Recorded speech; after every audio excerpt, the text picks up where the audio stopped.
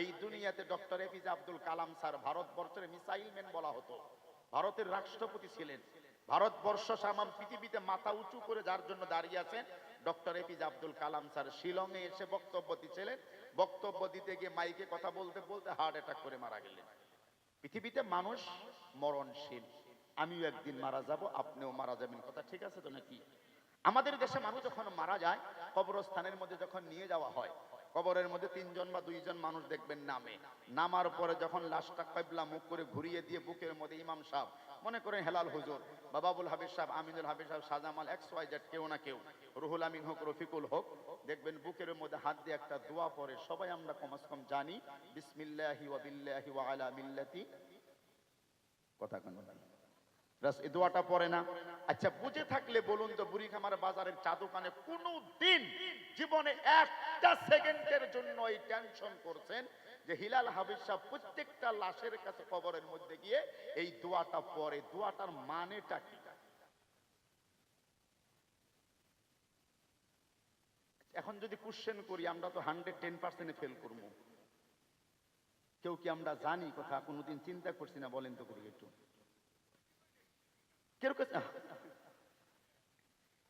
আল্লাহকে এই দোয়াটা মানে একটাবার আমাদের ভাবা প্রয়োজন যে আমার সম্মানিত আব্বাজান, আমার মা, আমার দাদা, আমার চাচা, আমার এলাকার মুরব্বী, আজকে সাদুল্লাহ বেটা মারা গেছে, আর অনেকেই মারা গেছে। আমার অতি সম্মানের ব্যক্তি ছিলেন সাদুল্লাহ বেটা, মুরব্বী মানুষ। আজকে সাদুল্লাহ বেটার মতো মানুষকে কবরের মধ্যে আমরা রেখে দিয়ে যখন ইমাম হুজুর বলল হাফিজ হিলালউদ্দিন বিসমিল্লাহি ওয়া বিল্লাহি ওয়া আলা মিল্লাতি রাসূলিল্লাহ, এ আল্লাহর বান্দা, আল্লাহর নামে রাসূলের গাড়িতে তোমাকে উঠিয়ে দিয়ে আমরা বাড়ি চলে যাচ্ছি।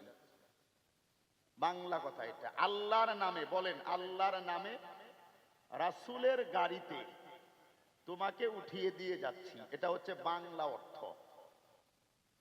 কোনদিন আমরা কেউ এই কথা ভাবছি? এবার একটা প্রশ্ন আমার কাছে, আপনাদের কাছে, দুনিয়াতে বেঁচে থাকতে তামাম জিন্দেগিতে আল্লাহর একটা জায়েজ হুকুম আপনি আমি মানি নাই। নবীজি সাল্লাল্লাহু আলাইহি ওয়াসাল্লামের একটা সুন্নতি তরিকা পৃথিবীর মাটিতে বেঁচে থাকতে আমি আপনি কোনোদিনও মানি নাই। নবীর ভালোবাসা কোনোদিনও জিন্দেগিতে অন্তরের মধ্যে জায়গা দেই নাই।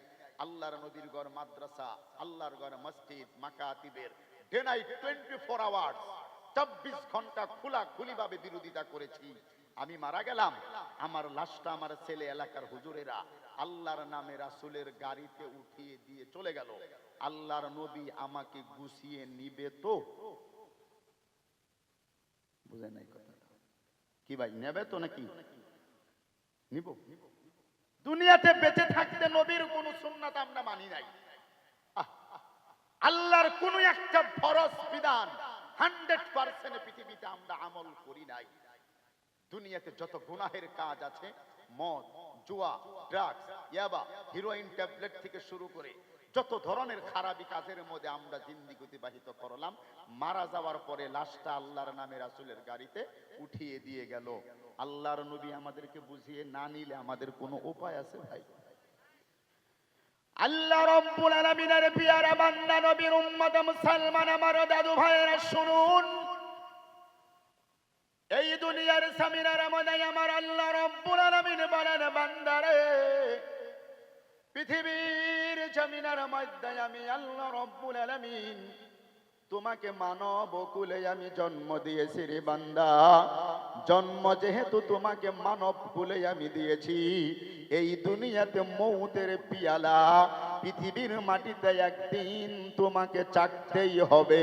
কথা বলেন জোরে, ঠিক কি ঠিক না রে বাবা? জন্ম যদি পৃথিবীতে মানব কুলে পেয়েছ, একদিন দুনিয়ার সমস্ত কিছু পরিত্যাগ করে খালি হাতে দুনিয়ার থেকে তোমাকে আমি আল্লাহর দিকে প্রত্যাবর্তন করতে হবে। এই কথাটা মাথার থেকে বের করে দিলে চলবে না। মানলে আপনি ভালো, না মানলে আপনার কপাল।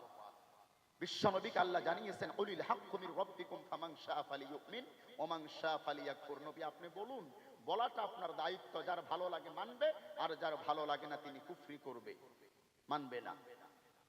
দুনিয়াতে আমাদেরকে একটু মানা প্রয়োজন। হ্যাঁ, আপনারা যথেষ্ট পরিমাণে মেনেছেন। এমনও দিন বুড়িখামারের জিন্দেগি দিকে সারা দিন দান কালেকশন করছি মাত্র 4 বস্তা, আর এখন 4 বাইতে গেলেই 4 বস্তা হয়। যথেষ্ট পরিমাণে মেনেছেন, কিন্তু আমাদেরকে মানার এই সিস্টেমটা আরো অনেক বেশি বৃদ্ধি করা প্রয়োজন আছে। এটা আল্লাহ রাব্বুল আলামিন কুরআনুল কারীমের মধ্যে বলেন, শুনুন, ইন্নামা ইয়ামুরু মাসাজিদাল্লাহি মান আমানা বিল্লাহি ওয়াল ইয়াউমিল আখির ওয়া আকামাস সালাতা ওয়া আতাজ যাকাতা ওয়া লাম ইয়াখশা ইল্লাল্লাহ। চিৎকার করে জোরে জোরে বলুন সুবহানাল্লাহ। আরো জোরে বলুন, সবাই জোরে বলুন সুবহানাল্লাহ। আল্লাহ রাব্বুল আলামিন বলে, দুনিয়ার জমিনের মধ্যে আমি আল্লাহ রাব্বুল আলামিনের ঘর মসজিদ। অ্যাটেনশন, একটু আমার দিকে তাকান, কোনো দিকে তাকাবেন না কিন্তু। মসজিদ মানে আমানা মাসাজিদ আল্লাহ।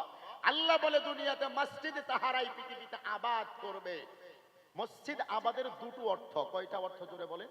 তাফসিরে মাযহারিতে আল্লামা সানাউল্লাহ পানিপতি রাহিমাহুল্লাহ উনি ব্যাখ্যায় লেখেন, এক নাম্বার মসজিদ আবাদের অর্থ হলো যখন মসজিদের মধ্যে মুয়াজ্জিন বলে হাইয়া আলাস সালাহ আও নামাজ কে লিয়ে, হাইয়া আলাল ফালাহ আও কামিয়াবি কি তরফ, এলাকার প্রত্যেকজন ইয়ং মানে বালেগ পুরুষ থেকে শুরু করে বৃদ্ধ পুরুষ পর্যন্ত সমস্ত পুরুষেরা 5 ওয়াক্ত নামাজ মসজিদের মধ্যে গিয়ে আবাদ করবে। এটা হলো মসজিদ আবাদের এক নাম্বার অর্থ। আর 2 নাম্বার অর্থ হলো মসজিদের যাবতীয় প্রয়োজনগুলো এলাকার মুসলমানেরা ঈমানওয়ালা বান্দারা মিটিয়ে দিবে। জোরে বলুন সুবহানাল্লাহ। মসজিদে দুনিয়াতে তাহারাই আবাদ করবে।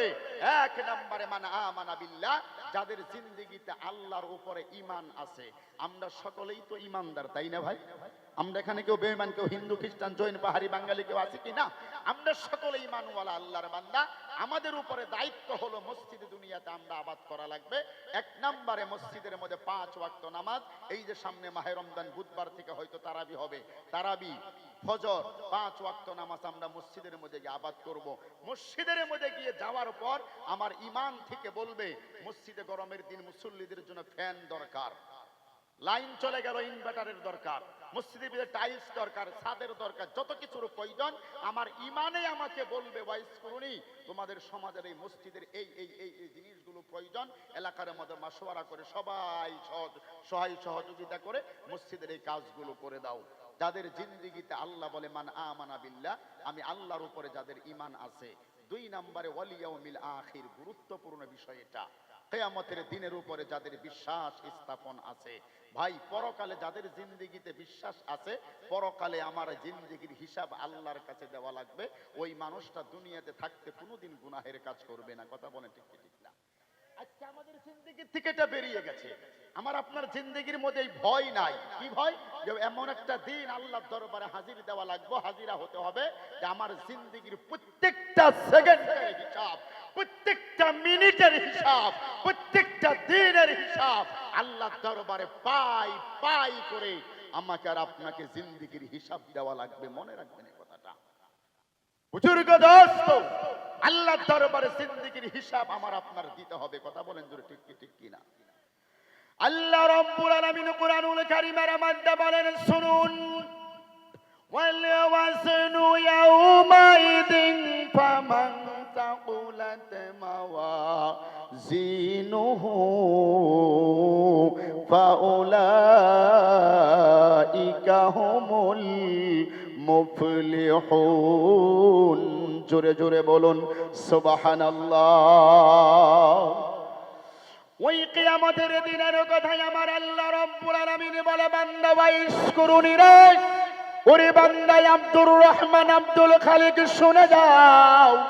ওই কিয়ামতের ময়দানে মহা মুসিবতের সময় মাওয়াজিনুহু ফামান সাকুলাত মাওয়াজিনুহু, যাদের নেকির পাল্লা এবং গুনাহের পাল্লাটা ওজন করার পর নেকির পাল্লাটা যাদের ভারী হয়ে যাবে, গুনাহের পাল্লাটা যাদের হালকা হয়ে যাবে, আল্লাহ নিজে ডাক দিয়ে বলবেন মুফলিহুন, এই বান্দাটা কামিয়াব হয়ে গেল। জোরে জোরে বলুন সুবহানাল্লাহ। অন্য জায়গার মধ্যে আমার আল্লাহ রাব্বুল আলামিন বলে, ওয়া মান খাফ خفت موازينه فأولئك الذين خسروا أنفسهم في جهنم خالدون চিৎকার করে জোরে জোরে বলুন নাউযুবিল্লাহ আর জোরে বলেন নাউযুবিল্লাহ দয়াময় আল্লাহ রব্বুল আলামিন বলে যাদের নেকি এবং গুনাহের পাল্লাটা আমি আল্লাহ রব্বুল আলামিন ওজন করার লাগে লাগে যাদের নেকির পাল্লাটা হালকা হয়ে যাবে আর যাদের গুনাহের পাল্লাটা ভারী হয়ে যাবে রে আমার মুসলমান দাদু জানেরা আব্বা জানেরা চাচা জানেরা আল্লাহ বলবে খাসিরু খাসিরু এই বান্দাটার জিন্দেগিটা বরবাদ হয়ে গেল এই বান্দাটা আমি আল্লাহর জাহান্নামের আসামি হয়ে গেল জোরে জোরে বলুন নাউযুবিল্লাহ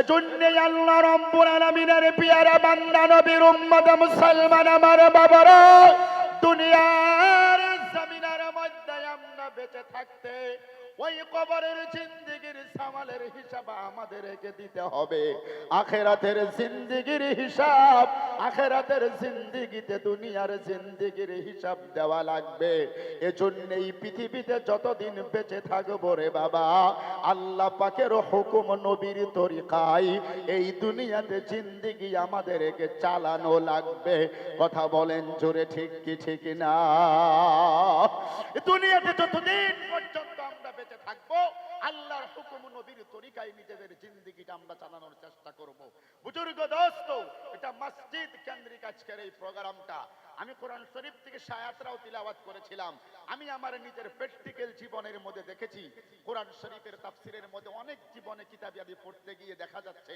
হাদিস শরীফের মধ্যে স্টাডি করলে দেখা যায় এই যে মসজিদ আপনারা বানানোর জন্য যে প্রি প্ল্যান যে এস্টিমেট হাতের মধ্যে নিয়েছেন এর চাইতে ভালো কাজ এর চাইতে সম্মানিত কাজ পৃথিবীতে দ্বিতীয় আরেকটা হতে পারে না একবার জোরে বলুন সুবহানাল্লাহ আমি আমার জিন্দেগি থেকে আপনাদের খিদমতে বলার জন্য চেষ্টা করছি মেহমান চলে আসলেই আমি শেষ করে কষ্ট হচ্ছে নাকি আপনাদের বুজুর্গ দোস্ত মক্কা আল মুকাররমায় এখানে যাহারা 2-4 জন আসি আমরা আমি আমার জিন্দেগিতে কয়েকবার আল্লাহ নিয়েছে প্রায় 3বার 4বার গেলাম হজে আল্লাহ নিয়েছেন আলহামদুলিল্লাহ নিজের চোখে দেখে এসেছি মক্কা থেকে যেদিন বিশ্ব নবীকে কাফেরদের অত্যাচারে আল্লাহর হুকুমে বেরিয়ে যেতে হলো জিয়াদে মহল্লা এবং মিসফালা রুট দিয়ে বিশ্ব নবী যখন গভীর রজনীতে কাফের বেঈমানদের ভয়ে আল্লাহর নবী যখন মক্কা ছেড়ে চলে যাচ্ছিলেন জিয়াদে মহল্লা এবং মিসফালা রুট দিয়ে একটা রাস্তা এখনো আছে হিজরা রুট বলা হয় আর ওই রাস্তার মধ্যে একটা ছোট মসজিদ এখনো বানানো আছে ওই মসজিদটার নাম হচ্ছে হিজরা মসজিদ